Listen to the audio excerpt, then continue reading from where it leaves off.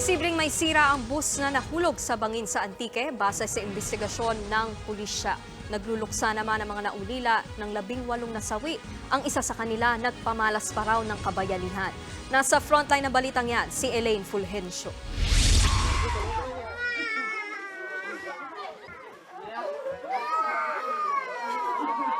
Naghihinagpis ang mga kaanak ng 36 anyos na si Jose Glenn Fandagani, ang line inspector na nasawi ng mahulog ang bus sa bangin sa Hamtig Antique nitong Martes. Hindi pa rin makapaniwala si Josie na bangkay na niyang sasalubungin ang kanyang mister. Kahit masakit, proud daw siya sa kanyang mister matapos itong iligtas ang isa sa mga pasahero ng bus. Niyakap daw niya ang isang survivor kaya siyang napuruhan. Sinindigan niya po yung trabaho niya bilang line inspector. Hindi lang po para mag-checking, para po tumulong sa mga pasahero. Yung sa isip niya. Kasi po, yung asawa ko, matulungin talaga yan.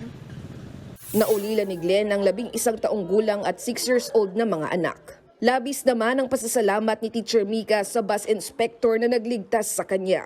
So thankful sa kanya kasi siguro kung baka malala yung impact sa akin kung di niya ako protect. Nangako ang pamunuan ng bus na sasagutin ang pagpapalibing sa mga biktima. 18 na ang nasawi sa aksidente. Galing Iloilo ang bus at papunta sana sa bayan ng San Jose sa Antique. Ayon sa Hamtig PNP, nakakuha sila ng CCTV footage na tumigil ang bus para manghiram ng repair tools ang driver nito. Inaalam ngayon ng mga otoridad kung may sira ang bus bago maaksidente. Humihingi na rin ang pulisya ng kopya ng dashcam video mula sa kumpanya ng bus. Nagbabalita mula sa frontline, Elaine Fulgencio, News 5. Mga kapatid, Nikki de Guzman po. Iba na ang may alam at may pakialam sa panahon ngayon.